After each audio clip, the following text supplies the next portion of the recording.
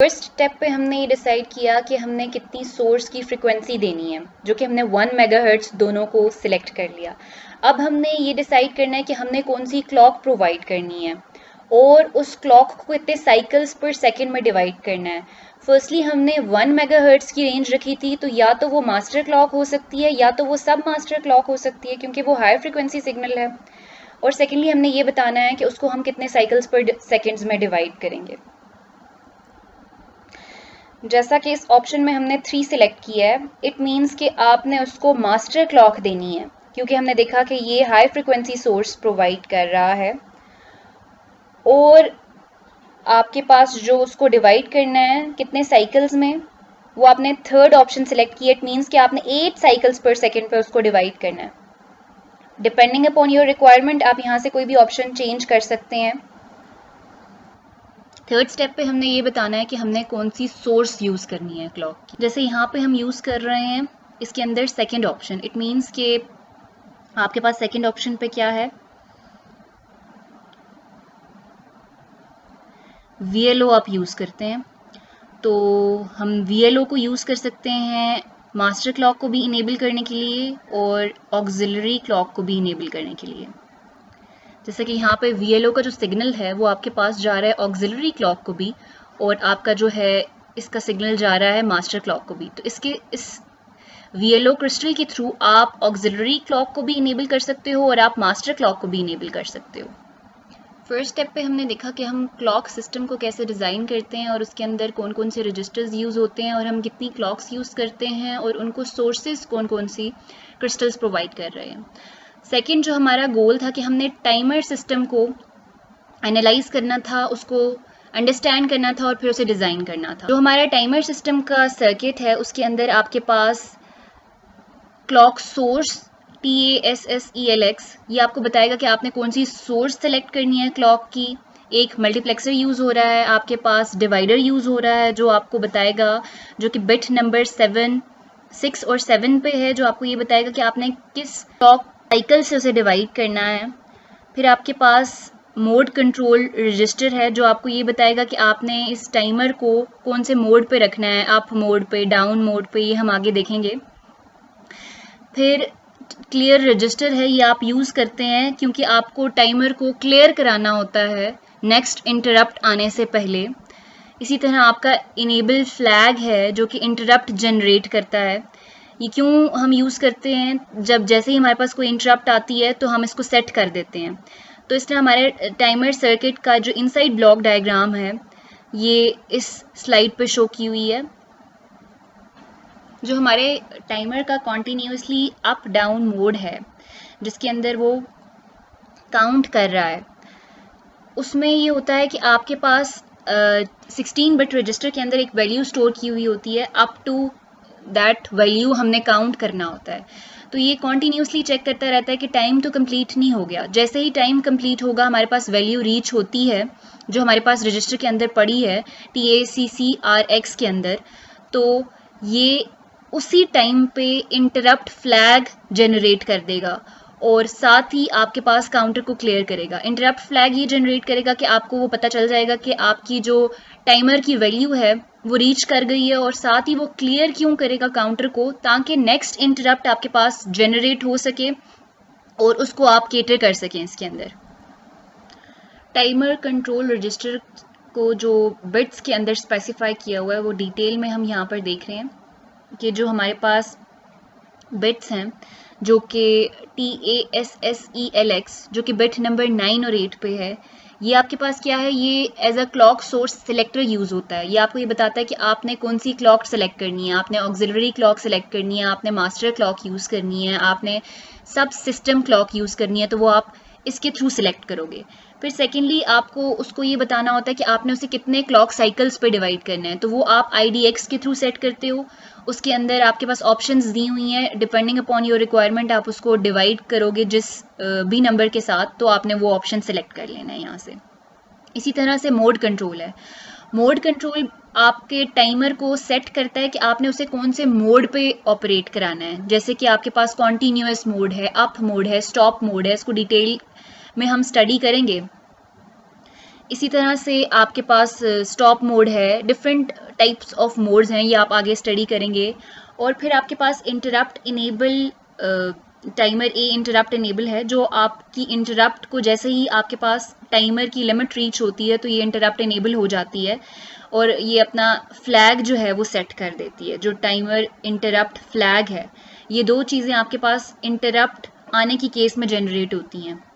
For example इस register के अंदर हमने जो क्लॉक सिलेक्टर है उसको ऑप्शन 2 पे यूज़ किया है। इट मीन्स कि आप उसको यूज़ कर रहे हो एज अ सब सिस्टम क्लॉक, और मोड कंट्रोल में हमने उसे बताया है कि वो फर्स्ट ऑप्शन सेलेक्ट करे। इट मीन्स कि वो यूज़ करेगा अप मोड। तो यहाँ पे जो रजिस्टर के अंदर वैल्यू दी हैं उससे वो ये बता रहे हैं कि वो सब मास्टर क्लॉक हमें यूज़ करनी है इन अप मोड। MCX जो बिट नंबर 4 और 5 पे है, जो मोड कंट्रोल है, हमने देखना है कि हमने उसे यूज़ कैसे करना है। 4 मोड्स हैं इसके अंदर, स्टॉप मोड है, अप मोड है, कॉन्टीन्यूअस मोड है और अप डाउन मोड है। ये डिपेंडिंग अपॉन और रिक्वायरमेंट हमने उसको सेट करना है। जैसे अप मोड आ जाता है, उसके अंदर क्या होता है आपके पास कि वैल्यू कोई भी आपने, फॉर एग्जांपल टाइम पीरियड है 100, आपने टाइम पीरियड 100 पे आप अपने टाइमर को सेट करना है। तो आपने जो है वो रजिस्टर के अंदर TACR में आपने वो वैल्यू स्टोर करा देनी होती है, क्योंकि ये 0 से स्टार्ट हो रहा है तो आपने इसके अंदर 99 वैल्यू स्टोर कर दी है। अप मोड में ये होता है, ये कॉन्टीन्यूसली 0 से लेके TACRO तक जाता है और जैसे ही लिमिट रीच होती है, जैसे ही ये 99 पे आएगा, वहाँ पर ही ये इंटरप्ट फ्लैग जो है वो सेट हो जाएगा और काउंटर की जो वैल्यू है वो शिफ्ट बैक हो जाएगी टू 0। दूसरा आपके पास आ जाता है कॉन्टीन्यूअस मोड। कॉन्टीन्यूअस मोड में ये होता है कि आपने कोई भी वैल्यू रजिस्टर के अंदर सेव नहीं करानी होती। इसके अंदर बाय डिफ़ॉल्ट 0FFFH तक ये काउंट करता है और फिर ये 0 पे वापस जाता है। कॉन्टीन्यूसली ये काउंट करेगा फ्रॉम 0 to 0FFF, और इंटरप्ट जो है वो आपके पास तब इनेबल होगी जब आपके पास ये रीसेट हो जाएगा 0FFF से 0 पर। ये कॉन्टीन्यूअस मोड है, ये कॉन्टीन्यूसली इसी तरह चलता रहेगा। और इंटरप्ट आपकी कब जनरेट होगी? जब ये रीसेट होगा फ्रॉम 0FF to 0। Up down mode, it is very similar to up mode, लेकिन इसके अंदर क्या होता है कि टाइम पीरियड डबल होता है। वो डबल क्यों होता है? इसलिए कि हमने जो TACRO, फॉर एग्जांपल हमने 100 वैल्यू उसके अंदर स्टोर कराई है, तो पहले तो क्या होता है कि अप मोड में 0 से लेकर 100 तक, या जो वैल्यू आपने TACRO में सेव की है उस तक वो जाता है, और उसके बाद वो उसी फ्रिक्वेंसी के साथ डिक्रीज करता है टिल देन, जब तक कि वो 0 पे नहीं पहुंच जाता। और जब वो 0 पे आता है तब हमारे पास टाइमर इंटरप्ट फ्लैग सेट होता है। इसी वजह से इसका टाइम पीरियड भी डबल होता है, और इसको हम एज अप मोड और एज डाउन दोनों मोड्स में यूज़ करते हैं। टाइमर ब्लॉक के अंदर कैप्चर और कंपेयर ब्लॉक भी होता है, और हर टाइमर के अंदर आपके पास 2 या 3 जो है वो कैप्चर और कंपेयर ब्लॉक यूज़ होते हैं। अब कैप्चर और कंपेयर ब्लॉक को जो कंट्रोल करता है रजिस्टर, वो आपके पास क्या है? TACCTLX। और कैप्चर और कंपेयर ब्लॉक के अंदर जो आपके पास रजिस्टर यूज़ हो रहा है TACCR2, ये काउंटर की वैल्यू को होल्ड करके रखता है अपने पास, जिसके ऊपर आपको या तो कैप्चर या कंपेयर करवाना होता है। 2 मोड्स हैं, कंपेयर मोड और कैप्चर मोड। कंपेयर मोड में ये होता है कि जो रजिस्टर है TACCRN, उसके अंदर एक वैल्यू आप स्टोर करते हो, जिसके अकॉर्डिंगली आपको अपना टाइम पीरियड आप सेट करते हो, और आपके पास जो टार रजिस्टर है वो 0 से लेकर उस वैल्यू तक काउंट करता है, जो वैल्यू आपने TACCRN में स्टोर की हुई है। तो वो हर एक इवेंट के बाद वो इसको कंपेयर करता है कि आया ये वैल्यू इक्वल तो नहीं हुई। तो जैसे ही ये वैल्यू इक्वल होती है आपके पास इंटरप्ट जनरेट हो जाती है। तो ये आपके पास कंपेयर मोड है। इसी तरह जो कैप्चर मोड है उसके अंदर ये होता है, कैप्चर मोड बेसिकली आपके पास क्या है, कोई इवेंट रिकॉर्ड करने के लिए यूज़ होता है। जैसे आपने कोई बटन प्रेस किया है या आपके कोई बोर्ड के ऊपर कनेक्शन किया है, तो जो वो चेंजेस होंगी वो आपके पास कहाँ पे रिकॉर्ड होती हैं? TACCRX, इस रजिस्टर के अंदर वो रिकॉर्ड होंगी। और जब वो चेंज हुई है तो वो टाइम पीरियड आपके पास कहाँ रिकॉर्ड हो रहा है? टार रजिस्टर के अंदर। तो ये इस तरह आपके पास कंपेयर और कैप्चर मोड है। आप अपने टाइमर को अकॉर्डिंगली सेट कर सकते हैं कि आपको या कंपेयर मोड चाहिए या कैप्चर मोड चाहिए। TACCTL is basically capture and compare control register. इसके अंदर जो आपने कैप्चर मोड यूज़ करना है या कंपेयर मोड यूज़ करना है, और उसके अंदर डिपेंडिंग अपॉन ऑप्शंस जो आपने यूज़ करनी है वो आप इसके अंदर स्पेसिफाई कर सकते हो। इस रजिस्टर को बिट वाइज डिस्क्राइब किया हुआ है कि कौन कौन से इसके अंदर मोड्स हैं और कौन कौन से मोड्स के अंदर आपके पास ऑप्शंस अवेलेबल हैं।